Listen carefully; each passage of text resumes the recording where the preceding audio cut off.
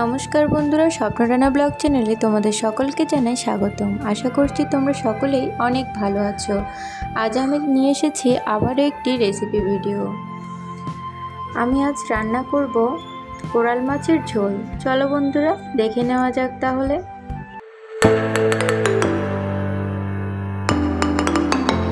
Coral মাছের ঝোল রান্না করার জন্য আমি এখানে নিয়ে নিয়েছি 1 কেজি পরিমাণ কোরাল মাছ। আর মাছটি আমি পরিষ্কার করে ধুয়ে নিয়েছি নুন হলুদ দিয়ে। এবার আমি এতে দিয়ে দিচ্ছি 1 চামচ পরিমাণ হলুদ আর 1 চামচ পরিমাণ লবণ।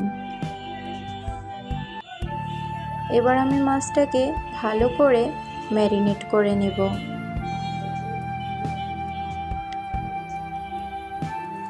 তো বন্ধুরা, তোমরা যারা আমার ভিডিওটা দেখছো, তোমাদের সকলের কাছে একটাই অনুরোধ থাকবে, প্লিজ ভিডিওটা ভালো লাগলে লাইক, কমেন্ট এবং শেয়ার করে দিও।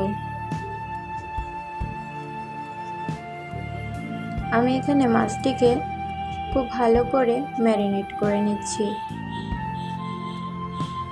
আমার মাছটা ম্যারিনেট করে নেওয়া হয়ে গেছে।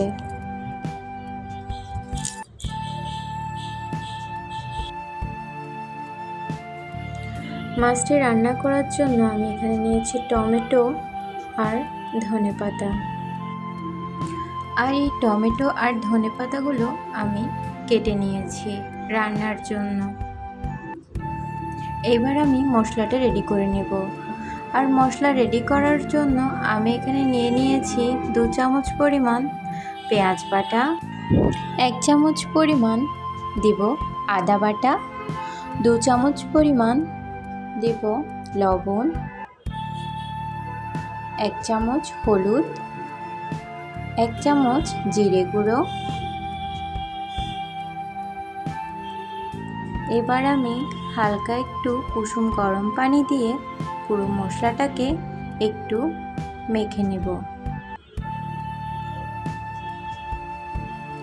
আর আমি এতে দিয়ে দিচ্ছি মরিচের গুঁড়ো 2 চা চামচ।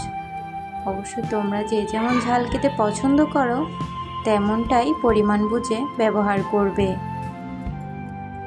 এবার আমি মশলাগুলোকে আরেকটু নাড়িয়ে নেব যাতে মশলাটা ভালো করে মিশে যায়। এবার আমি মাছগুলোকে ভাজতে চলে এসেছি। আর মাছ ভাজার জন্য আমি চুলাতে একটি ফ্রাইং প্যান বসিয়েছি। তাতে আমি 3 টেবিল চামচ পরিমাণ তেল দিয়ে দিয়েছি। এবার তেলটা হালকা গরম হয়ে আসলে আমি এতে মাছ দিয়ে দিব। তো বন্ধুরা, আমার এখানে তেলটা গরম হয়ে গেছে, তাই এবার আমি এতে এক এক করে মাছগুলো সব বসিয়ে দিব। অবশ্য সব মাছ আমি একসাথে দিব না, কারণ এতে উল্টাতে গেলে সমস্যা হতে পারে। তাই আমি অল্প অল্প করে 2 বার করে সব মাছ ভেজে নিব। আমি এক এক করে সব মাছ এখানে দিয়ে দিয়েছি।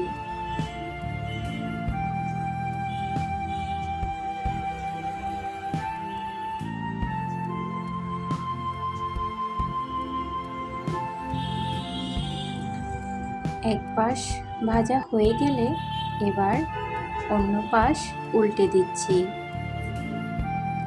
আর মাছটিকে আমি ডিপ ফ্রাই করব না, শ্যালো ফ্রাই করেই নামিয়ে ফেলব। এতে হয় কি, মাছটা আর রান্নার পরে শক্ত হয়ে যায় না।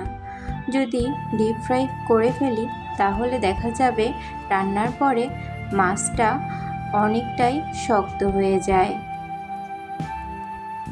মাছটা ভাজা হয়ে গেছে, তাই এবার এক এক করে সবগুলো মাছ আমি তুলে নিব।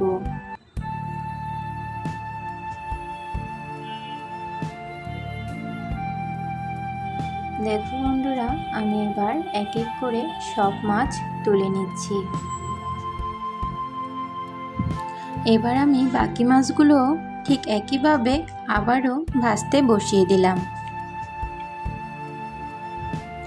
এপিট ওপিট করে দুপিটেই ভালো করে ভাজা হয়ে গেলে আমি মাছগুলো নামিয়ে নেব। এরপর চলে যাব রান্নায়। রান্নার জন্য এখানে আমি পেঁয়াজকে কুচি করে নিয়ে নিয়েছি।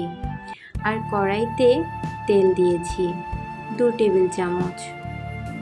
আর তেল হালকা গরম হয়ে আসলে এবার আমি এতে দিয়ে দিব পেঁয়াজ কুচিগুলো।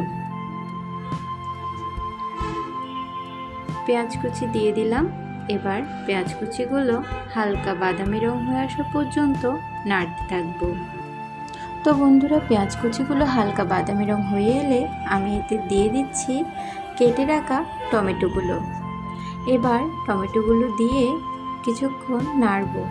আমি টমেটোগুলো শেষেই দিতে পারতাম, কিন্তু প্রথমে দিয়েছি কারণ টমেটোগুলো কাঁচা ছিল আর রান্নার শেষেও টমেটোগুলো শক্ত হয়ে থাকতো, যার কারণে আমি শুরুতেই টমেটোটা একটু দিয়ে দিলাম, যাতে টমেটোটা রান্না হতে হতে অনেকটা নরম হয়ে যায়।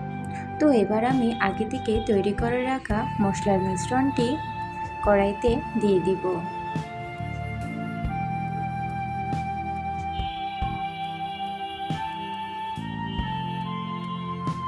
মশলাটা দেওয়ার পরে আমি কিছুক্ষণ নাড়তে থাকবো।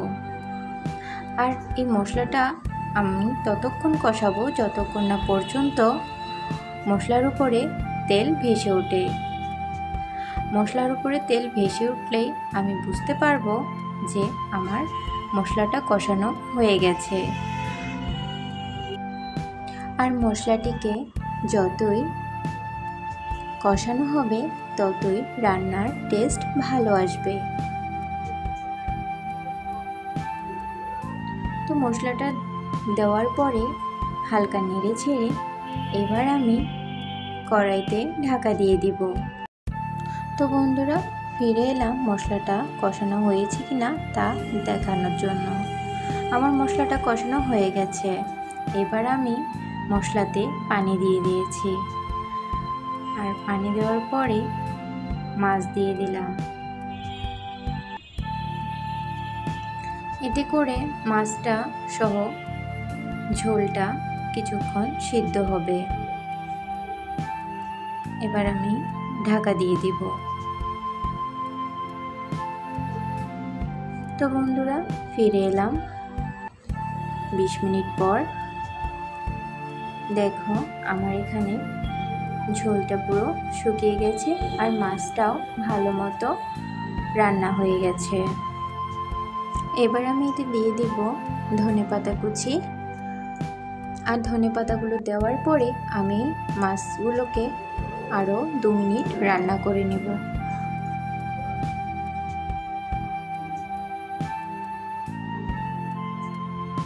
তো বন্ধুরা, ফিরে এলাম 2 মিনিট পর। আমার মাছগুলো রান্না করা হয়ে গেছে, তাই এবার আমি চুলা বন্ধ করে দেব। তো বন্ধুরা, আজ এ পর্যন্তই। দেখা হবে নতুন আরেকটি রেসিপি ভিডিও নিয়ে। ততদিন পর্যন্ত তোমরা সকলে অনেক অনেক ভালো থেকো। আর ভিডিওটা শেষ পর্যন্ত দেখার জন্য তোমাদের সকলকে জানাই অসংখ্য ধন্যবাদ। টাটা।